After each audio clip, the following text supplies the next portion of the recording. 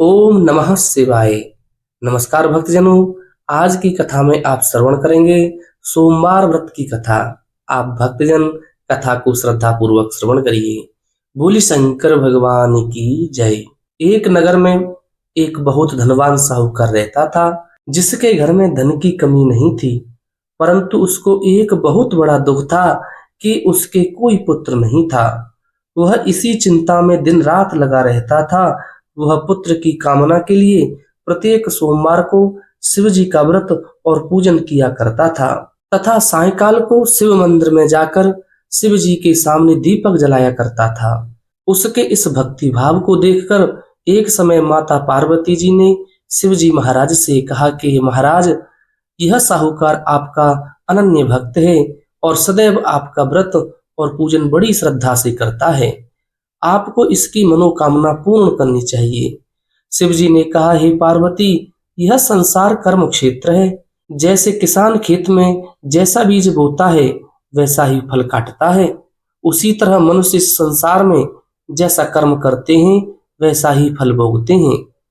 पार्वती जी ने अत्यंत आग्रह से कहा, महाराज, जब यह आपका अनन्य भक्त है और इसको अगर किसी प्रकार का दुख है तो उसको अवश्य दूर करना चाहिए, क्योंकि आप सदैव अपने भक्तों पर दयालु होते हैं और उनके दुखों को दूर करते हैं।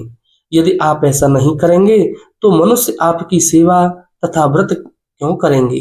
पार्वती जी का ऐसा आग्रह देख शिव जी महाराज कहने लगे, हे पार्वती, इसके कोई पुत्र नहीं है। इसी चिंता में यह अति दुखी रहता है। इसके भाग्य में पुत्र न होने पर भी मैं इसको पुत्र की प्राप्ति का वर देता हूँ, परंतु यह पुत्र केवल 12 वर्ष तक जीवित रहेगा। इसके पश्चात वह मृत्यु को प्राप्त हो जाएगा। इससे अधिक मैं और कुछ इसके लिए नहीं कर सकता। यह सब बातें साहूकार सुन रहा था। इससे उसको ना कुछ प्रसन्नता हुई और ना ही कुछ दुख हुआ। वह पहले जैसा ही शिव जी महाराज का व्रत और पूजन करता रहा। कुछ काल व्यतीत हो जाने पर साहूकार की स्त्री गर्भवती हुई और 10वें महीने में उसके गर्भ से अति सुंदर पुत्र की प्राप्ति हुई।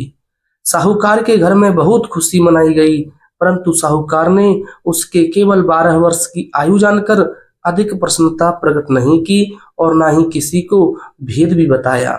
जब वह बालक 11 वर्ष का हो गया तो उस बालक की माता ने उसके पिता से विवाह आदि के लिए कहा, तो वह साहूकार कहने लगा कि अभी मैं इसका विवाह नहीं करूंगा, अपने पुत्र को काशी जी पढ़ने के लिए भेजूंगा।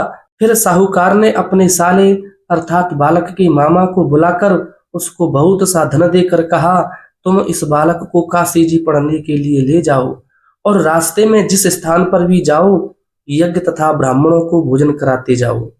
वह दोनों मामा भांजे यज्ञ करते और ब्राह्मणों को भोजन कराते जा रहे थे। रास्ते में उनको एक शहर पड़ा। उस शहर में राजा की कन्या का विवाह था और दूसरे राजा का लड़का जो विवाह कराने के लिए बारात लेकर आया था वह एक आंख से काना था। उसके पिता को इस बात की बड़ी चिंता थी कि कहीं वर को देख कन्या के माता पिता विवाह में किसी प्रकार की अड़चन पैदा न कर दें। इस कारण जब उसने अति सुंदर सेठ के लड़के को देखा तो मन में विचार किया कि क्यों न दरवाजे के समय इस लड़के से वर का काम चलाया जाए। ऐसा विचार कर वर के पिता ने उस लड़के और मामा से बात की तो वे राजी हो गए।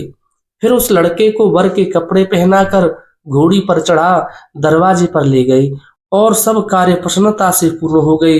फिर वर के पिता ने सोचा कि यदि विवाह कार्य भी इसी लड़के से करा दिया जाए तो क्या बुराई है। ऐसा विचार कर लड़के और उसके मामा ने कहा, यदि आप फेरों का और कन्यादान के काम को भी करा दें तो आपकी बड़ी कृपा होगी और मैं इसके बदले में आपको बहुत धन दूंगा। तो उन्होंने स्वीकार कर लिया और विवाह कार्य भी बहुत अच्छी तरह से संपन्न हो गया।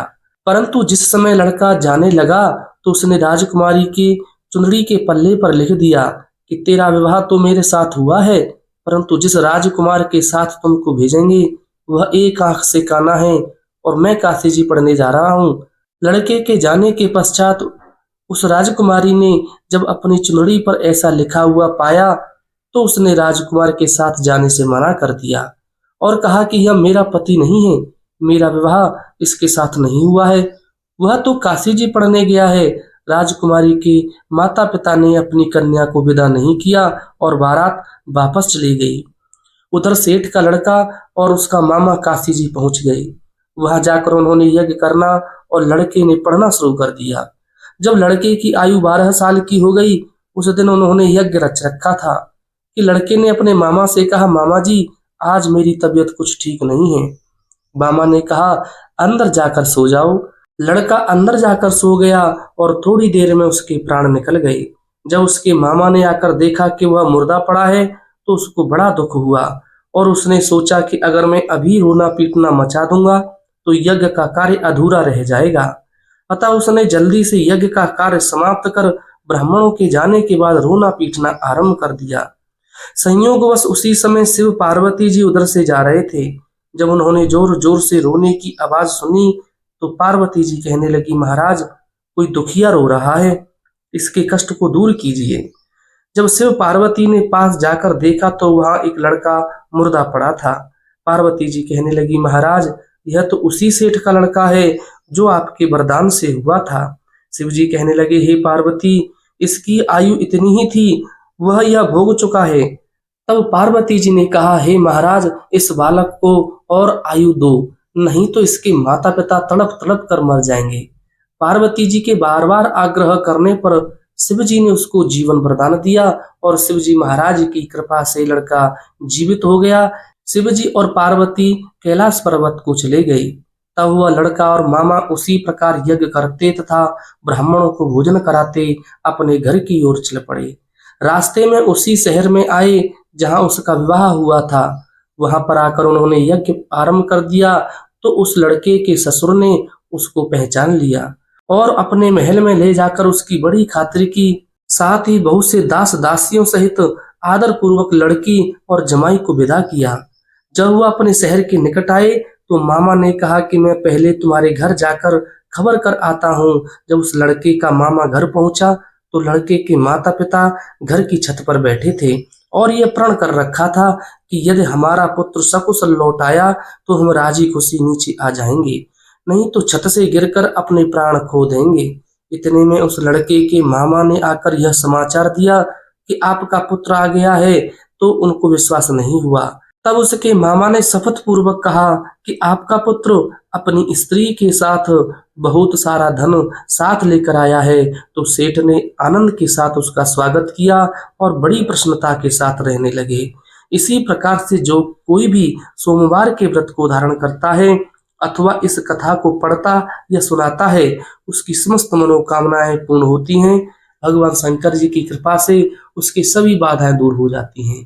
बोलिए शंकर भगवान की जय। ऐसी ही सुंदर कथाएं श्रवण करने के लिए कृपया आप हमारे चैनल आध्यात्मिक कष्टों को जरूर सब्सक्राइब करें।